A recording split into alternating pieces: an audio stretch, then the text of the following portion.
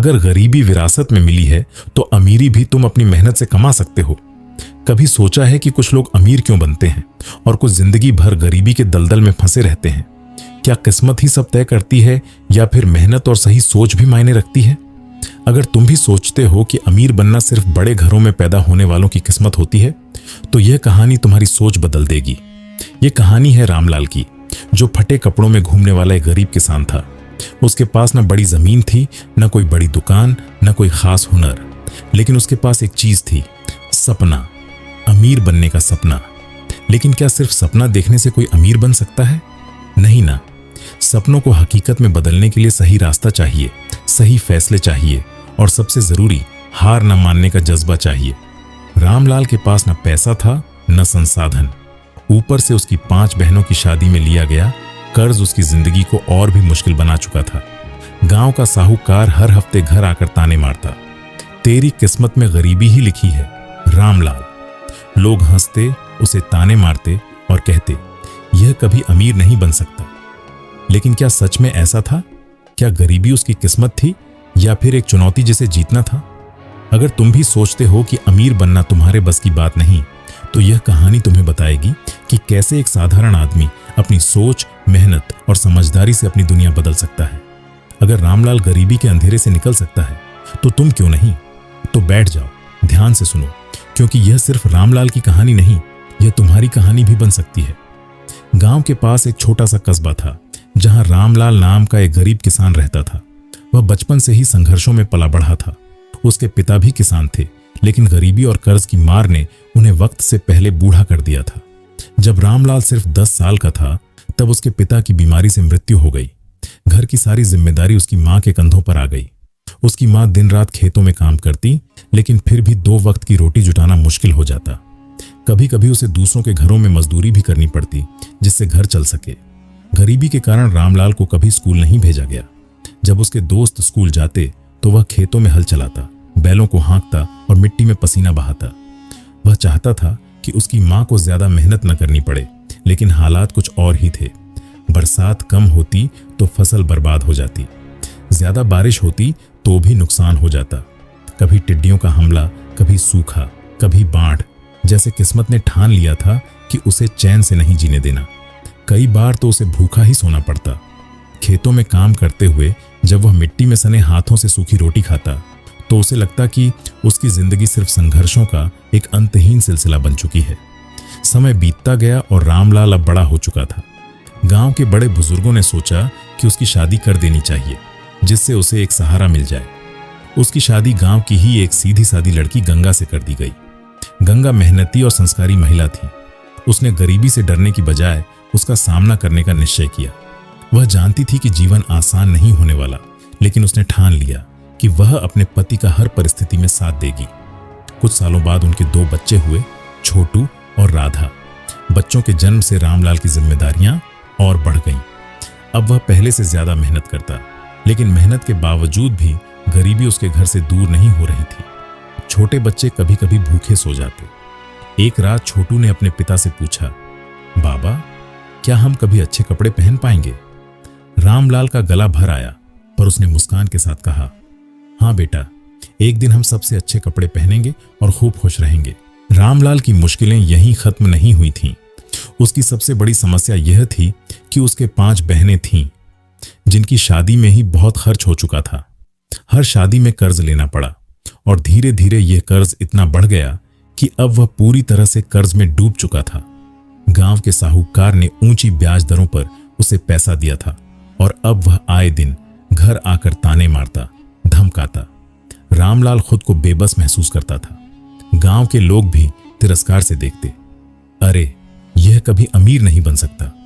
यह बातें रामलाल के दिल में तीर की तरह चुभतीं, लेकिन वह कुछ कर पाने में असमर्थ था। वह गरीबी के दलदल में फंस चुका था, जहां से निकलना लगभग नामुमकिन लग रहा था। कई रातें उसने जागते हुए बिताईं, सोचते हुए कि आखिर वह इस गरीबी से कैसे बाहर निकले। एक दिन गांव में एक प्रसिद्ध संत आए। पूरा गांव उनके प्रवचन सुनने जमा हुआ। रामलाल भी वहां गया और संत से बोला, महाराज, मैं दिन रात मेहनत करता हूं, फिर भी गरीब हूं। अमीर बनने का कोई उपाय बताइए। संत ने उसकी ओर देखा और कहा, बेटा, सिर्फ मेहनत करने से कोई अमीर नहीं बनता। समझदारी से मेहनत करो, अपनी सोच बदलो, अपनी राह बदलो। अगर तुम वही करते रहोगे जो अब तक किया है तो वही पाओगे जो अब तक पाया है। रामलाल ने उत्सुकता से पूछा, तो मुझे क्या करना चाहिए? संत ने मुस्कुराते हुए कहा, ज्ञान प्राप्त करो, सिर्फ शरीर से नहीं, दिमाग से भी मेहनत करो। बाजार को समझो, लोगों को क्या चाहिए यह जानो और वही करो। बचत और निवेश सीखो। सिर्फ कमाने से अमीरी नहीं आती, उसे सही जगह लगाने से आती है। रामलाल ने संत की बातों को दिल से लगा लिया। उसने अब सिर्फ मेहनत नहीं बल्कि समझदारी से मेहनत करनी शुरू की। उसने गांव के बाहर जाकर देखा कि लोग कौन सी फसल उगा रहे हैं जिससे ज्यादा मुनाफा होता है। उसने गेहूं और धान के अलावा सब्जियां और फल उगाने शुरू किए। गांव में सब्जी मंडी नहीं थी तो उसने खुद ठेला खरीदा और शहर जाकर सब्जियां बेचने लगा। शुरुआत में बहुत मुश्किलें आईं। लोग मजाक उड़ाते, रामलाल अब किसान से व्यापारी बन रहा है, लेकिन उसने किसी की परवाह नहीं की। कुछ महीनों में उसकी आमदनी पहले से बढ़ने लगी। अब वह थोड़ा थोड़ा बचत करने लगा। उसने अपनी बचत से धीरे धीरे मुर्गी पालन और दूध का कारोबार भी शुरू कर दिया। अब वह सिर्फ किसान नहीं बल्कि एक छोटा व्यापारी भी बन चुका था। एक दिन जब सब ठीक चल रहा था तब प्रकृति ने उसकी परीक्षा ले ली। गांव में बाढ़ आ गई, रामलाल की फसल बह गई, घर की झोपड़ी गिर गई। वह फिर से सड़क पर आ गया। पत्नी रोने लगी, बच्चे सहमे हुए थे। रामलाल की आंखों में आंसू आ गए। वह खुद को कोसने लगा, मैंने जो भी किया सब बेकार हो गया। वह टूट चुका था, लेकिन तभी उसे संत की बात याद आई, जो गिरता है वही उठता है। रामलाल ने फिर से शुरुआत की। इस बार उसने गांव के साहूकार से कर्ज लेने की बजाय शहर में छोटे दुकानदारों से उधार सामान लिया और मंडी में बेचने लगा। धीरे धीरे पैसा आने लगा। उसने फिर से खेती शुरू की। इस बार उसने नई तकनीक अपनाई और ड्रिप इरिगेशन, टपक सिंचाई जैसी विधियों से पानी की बचत की। अब वह गांव के लोगों को भी काम देने लगा, जिससे लोग उसके समर्थक बन गए। कुछ सालों बाद वही रामलाल जिसने फटे कपड़े पहने थे अब गांव का सबसे अमीर आदमी बन चुका था। अब उसके पास बड़ी खेती थी, दूध और अनाज का व्यापार था और अब वह गांव के गरीबों की मदद करता था। एक दिन छोटू ने नए कपड़े पहने और रामलाल से पूछा, बाबा अब तो हम अमीर बन गए? रामलाल की आंखों में आंसू आ गए। उसने छोटे को गले लगाते हुए कहा, हाँ बेटा, अब हम सिर्फ अमीर ही नहीं, खुश भी हैं। गंगा की आंखों में भी आंसू थे। उसने रामलाल का हाथ थामते हुए कहा, मैंने हमेशा तुम पर भरोसा किया था, तुमने सच में कर दिखाया। इस कहानी से हमें यह सीख मिलती है कि मेहनत से ज्यादा जरूरी है सही दिशा में मेहनत करना।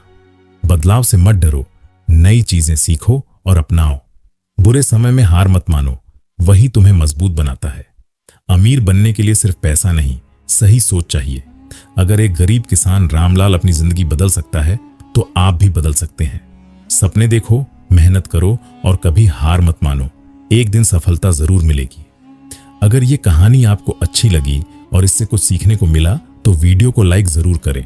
यह सिर्फ एक कहानी नहीं बल्कि एक सीख है कि सही सोच, मेहनत और समझदारी से कोई भी अपनी जिंदगी बदल सकता है। अगर आप भी अपनी जिंदगी में कुछ बड़ा करना चाहते हैं, गरीबी से अमीरी तक का सफर तय करना चाहते हैं, तो हमारे चैनल टेल्स रिमाइंड को अभी सब्सक्राइब करें। यहाँ आपको ऐसी ही प्रेरणादायक और सीख देने वाली कहानियां मिलती रहेंगी। तो जल्दी से लाइक का बटन दबाएं, सब्सक्राइब करें और बेल आइकन भी दबा दें ताकि ऐसी शानदार कहानियां आप मिस न करें।